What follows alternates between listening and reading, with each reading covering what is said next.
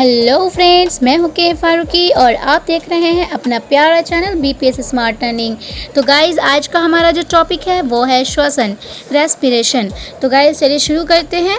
शुरू करने से पहले आप लोगों से रिक्वेस्ट है कि अभी तक अगर आप लोगों ने मेरे चैनल को सब्सक्राइब नहीं किया है तो सब्सक्राइब कर लें और बेल आइकन दबाना बिल्कुल भी ना भूलें। तो चलिए गाइज़ शुरू करते हैं।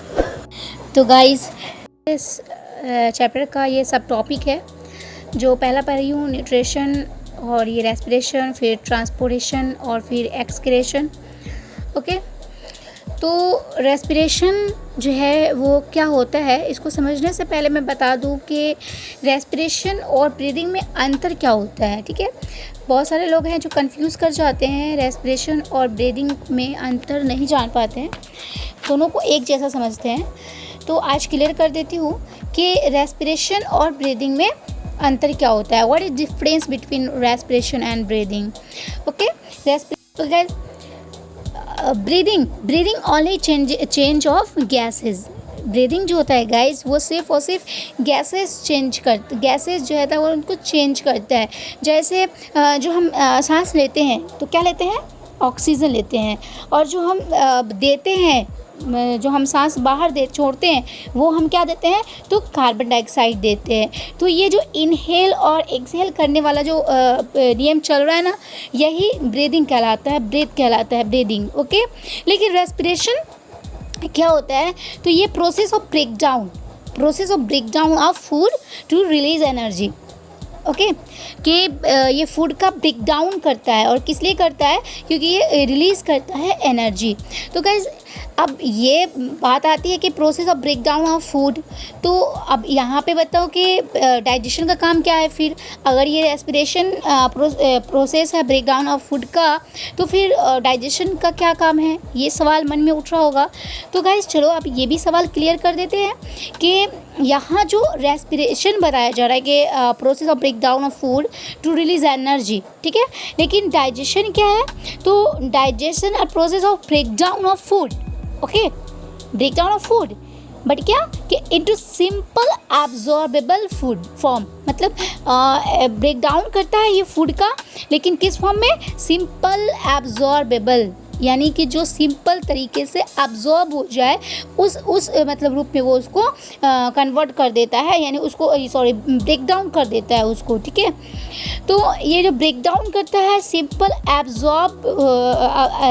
मतलब सिंपल एब्जॉर्बेबल फूड में, तो ये कहाँ एब्जॉर्ब होता है गाइस, तो ये ब्लड में एब्जॉर्ब होता है। कहाँ एब्जॉर्ब होता है, ब्लड में।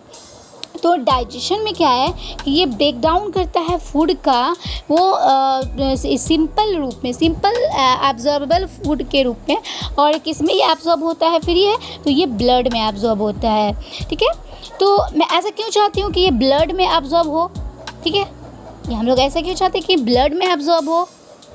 ओके, ये ब्लड में क्यों एब्जॉर्ब होता है, तो ये ब्लड में इसलिए एब्जॉर्ब होता है, ओके, ताकि क्योंकि ब्लड जो है ना वो ट्रांसपोर्ट करने का काम करता है, इसको हर जगह पहुंचाता है, हमारे बॉडी के हर ऑर्गेन में पहुंचाता है, ब्रेन में, हमारी किडनी में, लीवर में, हमारे हार्ट में, हमारे ऑर्गेन यानी मसल में, हमारे मतलब ऑल ओवर, यानी सारे पार्ट में जो है ना ये ब्लड जो है इस एब्जॉर्बेबल फूड को पहुँचाता है। ओके गाइस, अब रेस्पिरेशन क्या है, तो ये ब्रेक डाउन ये भी करता है फूड का, लेकिन क्या क्यों करता है, रिलीज एनर्जी रिलीज करने के लिए, ब्रेक डाउन ऑफ फूड।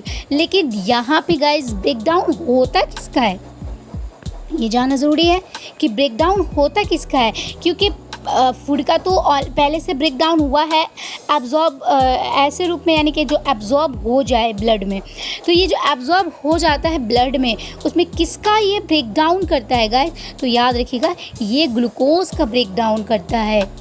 जैसे कि एज एग्जांपल कि जैसे कि राइस मैंने खाया, ठीक है, और राइस का ब्रेक डाउन हुआ, डाइजेशन हुआ उसका राइस का, किसमें, ग्लूकोज में।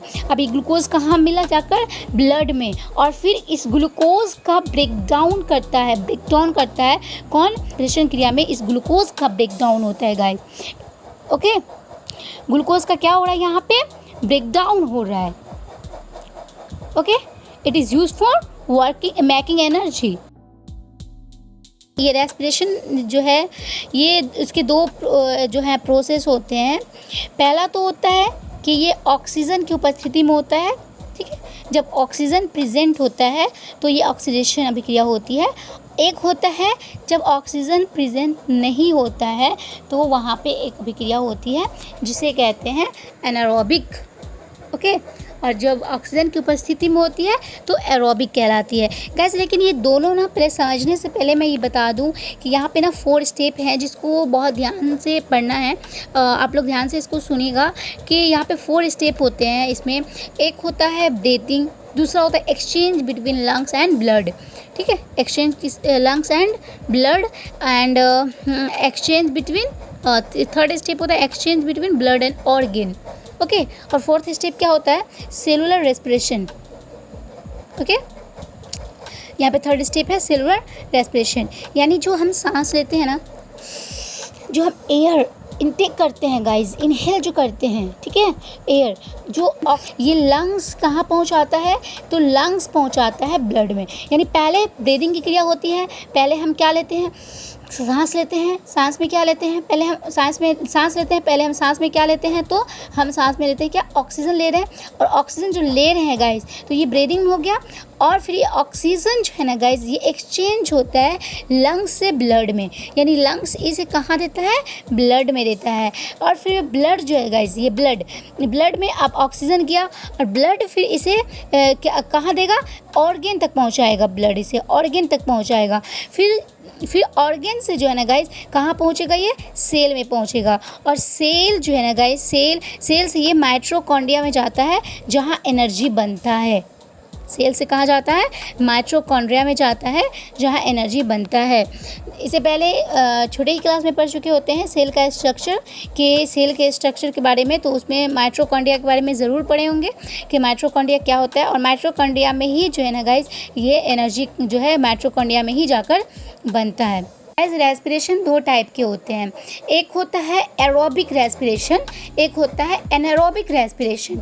Aerobic respiration in present of oxygen, ठीक है, कि ये जो एरोबिक रेस्पिरेशन होता है ना, ये ऑक्सीजन के प्रेजेंस में होता है। एंड एनारोबिक रेस्पिरेशन जो होता है वो अब्सेंस में होता है, ठीक है, अब्सेंस होता है इसमें, यहाँ पे ऑक्सीजन नहीं होता है। गाइस दोनों में डिफरेंस क्या है, ये जो एनारोबिक है और ये जो एरोबिक है, तो एरोबिक जो ऑक्सीजन की उपस्थिति में होता है, मौजूदगी में होता है, तो वहाँ पे जो एनर्जी बनता है वो ज़्यादा होता है एनारोबिक की अपेक्षा। यानी एनारोबिक में जो एनर्जी बनता है, एनारोबिक के रेस्पिरेशन में जो एनर्जी बनता है वो कम होता है एरोबिक के हिसाब से, ठीक है, क्योंकि जब ऑक्सीजन की उपस्थिति में जो रेस्पिरेशन की प्रक्रिया होगी ना, वहाँ जो एनर्जी बनेगा वो ज़्यादा अमाउंट में बनेगा। और एनारोबिक यानी जो ऑक्सीजन की अनुपस्थिति में जो रेस्पिरेशन की अभिक्रिया होगी, वहाँ जो है एनर्जी उसकी अपेक्षा कम बनेगा। Okay guys, okay guys, I hope के रेस्पिरेशन बहुत अच्छे से समझ में आया होगा। अगर मैं फिर से एक बार शॉर्टकट में समझा देती हूँ कि रेस्पिरेशन जो होता है वो क्या है। रेस्पिरेशन जो है वो ऐसी प्रक्रिया है जिसमें फूड का ब्रेकडाउन होता है और एनर्जी बनता है, ठीक है। डाइजेशन में भी फूड का ब्रेकडाउन होता है, बट वो सॉल्युबल फॉर्म में होता है कि वो इतना सिंपल फॉर्म में होता है कि वो ब्लड में जाकर घुल सके, एब्जॉर्ब हो सके। और फिर ब्लड जो है ना, क्योंकि ब्लड का काम होता है इसे सब जगह, हर पार्ट में, हर ऑर्गन में इसे पहुँचाता है, ठीक है, ये इसे सारे पार्ट में पहुंचाता है। और जो गाइस रेस्पिरेशन होता है ये क्या करता है ना, ये एनर्जी रिलीज़ करता है और ये ब्रेक डाउन करता है फूड का। और किसका ब्रेक डाउन करता है, जैसे कि मैंने राइस खाया तो राइस जो है ब्रेक डाउन होता है किसमें, ग्लूकोज में। राइस बास ब्रेक डाउन टू ग्लूकोज, ठीक है। इस ग्लूकोज का क्या हो रहा है फिर, तो it is use for making energy. ये ग्लूकोज फिर एनर्जी बनाता है, ठीक है। 4 स्टेप होते हैं रेस्पिरेशन के, ठीक है, जिसे फोकस करना है कि एक होता है ब्रीदिंग, एक होता है exchange between lungs and blood, तीसरा होता है exchange between blood and organ, और चौथा होता है सेलुलर रेस्पिरेशन। गाइस जैसे कि जानते कि रेस्पिरेशन में क्या होता है, जब हम ब्रीद लेते हैं, ब्रीदिंग में क्या डिफरेंस है रेस्पिरेशन में, कि ब्रीदिंग में डिफरेंस इसलिए कि ये ब्रीदिंग जो है सिर्फ only for exchange of gases, okay. Breathing और रेस्पिरेशन में ये डिफरेंस है कि ब्रीदिंग जो होता है वो ओनली फॉर जो है एक्सचेंज ऑफ गैसेस, ये गैस का एक्सचेंज करता है, जैसे इनहेल और एक्सहेल जो करते हैं ऑक्सीजन और कार्बन डाइऑक्साइड, वो आता है ब्रीदिंग में। लेकिन रेस्पिरेशन क्या होता है, तो रेस्पिरेशन जो होता है वो फूड को ब्रेक डाउन करता है और एनर्जी रिलीज करता है। ओके, तो पहले ब्रीदिंग होगा कि जो हम सांस लेते हैं, जैसे हम ऑक्सीजन लेते हैं, फिर exchange between lungs and blood, यानी कि ये लंग्स में जब हम जाता है ना ये ऑक्सीजन, तो लंग्स किस में देता है, इसको किस में उछाल कर मतलब पहुंचाता है, ये इसे ब्लड में देता है। ठीक है, ब्लड में देता है। फिर exchange between blood and organ, blood फिर किसको कहाँ पहुंचाता है, इसे ऑर्गन में पहुंचाता है, सारे ऑर्गन सारे पार्ट में। और फिर ये कहाँ जाता है, ये फिर सेल में जाता है। फिर सेल में कहाँ पे जो है एनर्जी बनता है, तो सेल में माइटोकॉन्ड्रिया में एनर्जी बनता है गाइस। कहाँ बनता है, माइटोकॉन्ड्रिया में एनर्जी बनता है। ओके, तो ये ब्रेक डाउन करता है किसका, ग्लूकोज का ब्रेक डाउन करता है। तो यहाँ जान लीजिए कि रेस्पिरेशन जो होता है वो वैसी प्रक्रियाएं होती हैं जिसमें फूड का ब्रेक डाउन होता है और रिलीज करता है ये एनर्जी। ठीक है, और डाइजेशन कैसी प्रक्रिया होती है, तो डाइजेशन ऐसी प्रक्रिया होती है जिसमें फूड का ब्रेक डाउन होता है, बस सिंपल फॉर्म में, ऐसे सिंपल फॉर्म में कि ब्लड में अब्जॉर्ब हो सके।